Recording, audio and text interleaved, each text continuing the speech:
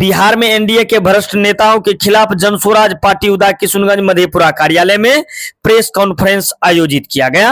जनस्वराज के सूत्रधार प्रशांत किशोर द्वारा एनडीए के नेताओं पर किए गए खुलासों पर जिला अध्यक्ष ने अपनी बात रखी। उन्होंने मीडिया को संबोधित करते हुए कहा कि जनस्वराज की सरकार बनी तो बिहार के सभी भ्रष्ट नेताओं को जेल भेजा जाएगा। जिला संयोजक आफ्ताब आलम, एनडीए के नेताओं मंत्री मंगल पांडे, डिप्टी सीएम सम्राट चौधरी, मंत्री अशोक चौधरी और भाजपा सांसद पर आरोप लगाते हुए उनसे जवाब मांगा। उन्होंने बिंदुवार आरोप लगाते हुए कहा, मंगल पांडे की पत्नी उर्मिला पांडे के अकाउंट में 2 करोड़ 12 लाख रुपए साल 2019-20 के दौरान जमा हुआ। ये बताए कि अगर आपके पास इतनी पैसा था तो दिलीप जायसवाल से कर्ज क्यों लिए। आलमनगर विधानसभा से संभावित प्रत्याशी सुबोध सुमन ने कहा कि उप मुख्यमंत्री सम्राट चौधरी नाम बदलने के विशेषज्ञ हैं। सदानंद सिंह मर्डर केस में आरोपी है और फर्जी उम्र का सर्टिफिकेट बनाकर जेल से बाहर निकले हैं। चुनावी हल्फनामे में उम्र और डिग्री को लेकर गलत जानकारी दी। ये बताए कि उन्होंने मैट्रिक कब पास किया और बिना मैट्रिक पास किए डिलीट की डिग्री कैसे ले लिए। जेडीयू नेता अशोक चौधरी नीतीश कुमार के दाहिने हाथ माने जाते हैं, लेकिन वो बिहार के भ्रष्टतम नेता हैं। 2021 में अपने पीए के नाम पर पटना के विक्रम में 23 कट्ठा बेनामी जमीन खरीदकर अपने बेटी समस्तीपुर सांसद संभवी चौधरी के नाम करवाया। अशोक चौधरी ने पिछले 2 साल में 200 करोड़ रुपए से ज्यादा की संपत्ति अर्जित की है। बेटी के एंगेजमेंट के बाद मानव वैभव विकास ट्रस्ट के माध्यम से सैकड़ों करोड़ रुपए की जमीन खरीदी गई। इस मामले में अशोक चौधरी के साथ ही ट्रस्ट से संबंधित लोगों को भी सामने आकर स्थिति स्पष्ट करना चाहिए। सांसद संजय जायसवाल ने 10 सालों तक अपने पेट्रोल पंप के कारण फ्लाईओवर नहीं बनने दिया।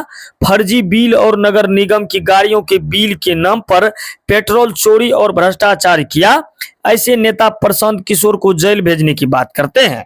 उन्हें तो सार्वजनिक तौर पर अपने भ्रष्टाचार के लिए माफी मांगनी चाहिए और भाजपा को भी ऐसे नेताओं पर कार्रवाई करनी चाहिए। इस प्रेस कॉन्फ्रेंस में पार्टी के जिला अध्यक्ष अमलेश राय, साथ ही पार्टी नेता आफ्ताब आलम और सुबोध सुमन ने क्या कुछ कहा, आप ही खुद सुन लीजिए।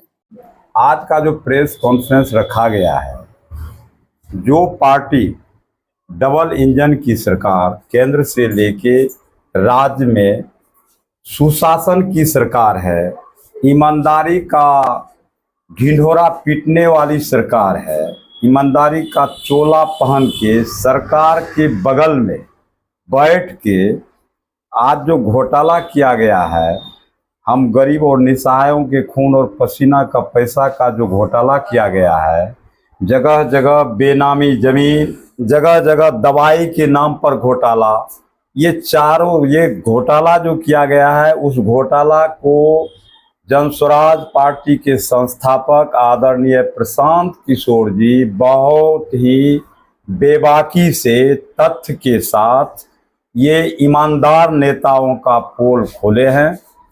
चिंता ये है कि अभी तक जिन पर आरोप लगा उनसे लेके राज्य सरकार तक इस आरोप का कोई खंडन नहीं किया है। इससे बिल्कुल स्पष्ट हो रहा है कि कहीं न कहीं सरकार और इन मंत्रियों का मिली भगत है।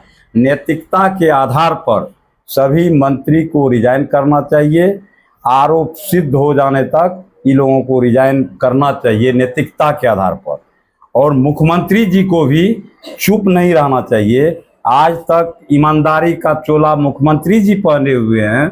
वह ईमानदारी किस बात का, जिसके बगल में बैठ के भ्रष्टाचार होता हो। उनके नाक का बाल बने हुए थे अशोक चौधरी जी। संभवी चौधरी है अशोक चौधरी जी की बेटी। वो हमारे प्रणेता पर प्रशांत किशोर जी पर एक टिप्पणी की है। मैं उस टिप्पणी का इस प्रेस वार्ता के माध्यम से भरपूर विरोध करता हूँ, खंडन करता हूँ। जो शब्द का वह चर्चा की है, उसको जन्म देने वाले का हिम्मत नहीं हो रहा है प्रशांत किशोर के आरोप का खंडन करें। वो तो कल की बच्ची है, उनको सब्र रखना चाहिए। इस तरह प्रशांत किशोर पर आरोप नहीं लगना चाहिए। जहाँ तक वो अपने ससुर का चर्चा की है, उनके ससुर में और प्रशांत किशोर में आसमान और धरती का फर्क है। प्रशांत किशोर इस देश के सफल और सक्षम चुनावी रणनीतिकार हैं।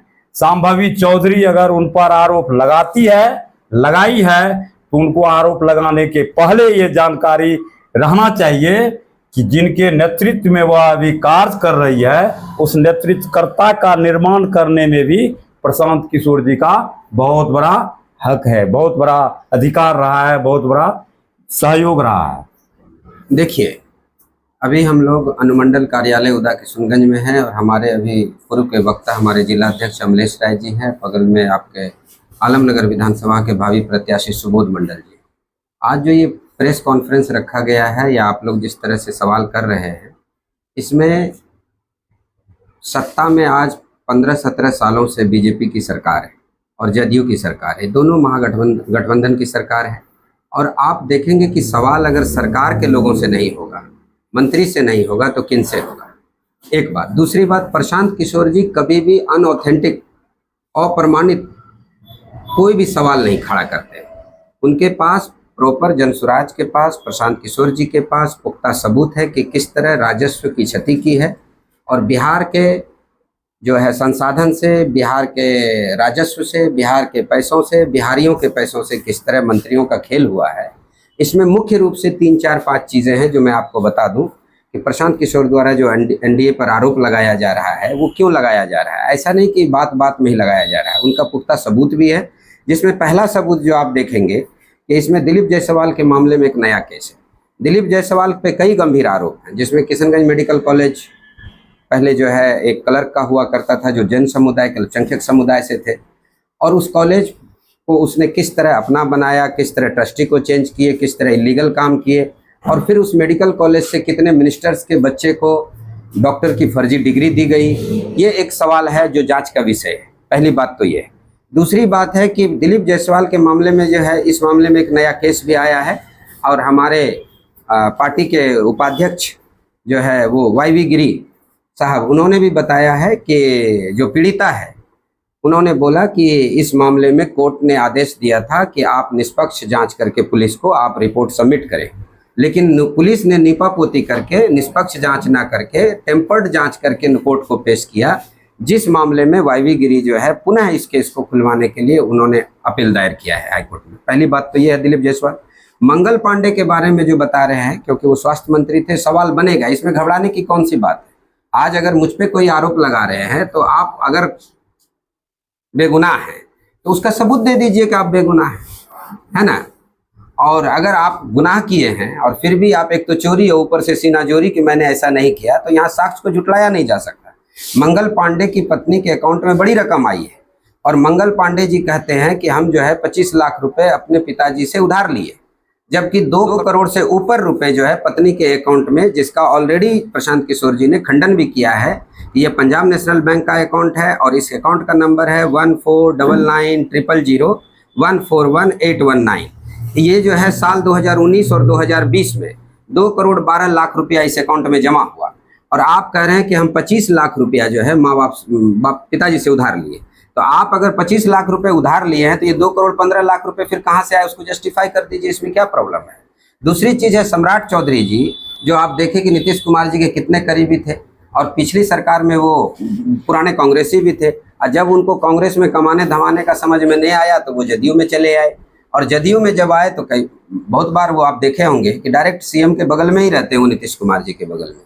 तो प्रशांत किशोर जी ने भी बताया है कि नीतीश कुमार जी के ईमानदारी पे कोई शक नहीं है, लेकिन नीतीश कुमार जी को भी ये पता लग जाना चाहिए कि आपके इर्द गिर्द जो बैठे हुए मंत्री हैं वो क्या कर रहे हैं। तेजस्वी को कह रहे हैं कि आप प्रूफ कीजिए और इस्तीफा दे दीजिए, तो आपके एनडीए के भाजपा के 4 ऐसे बड़े लीडर जिसके चेहरे पर आप चुनाव लड़ रहे थे इतने दिनों से, वो चारों चेहरा तो धराशायी हो गया है, और टिकट कैसे लिया वो भी जग जाहिर है।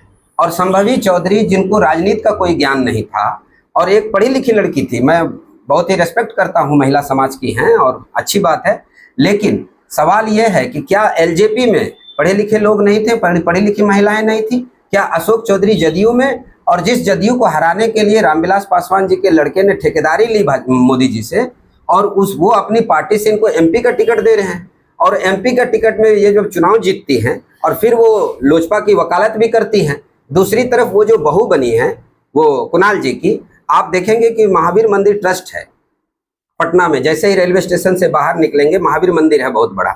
आप उस महावीर मंदिर के ट्रस्ट को जो लोग दान पुण्य करते हैं वहाँ के पैसे का कैसे बंदर बांट किए अपने अकाउंट में।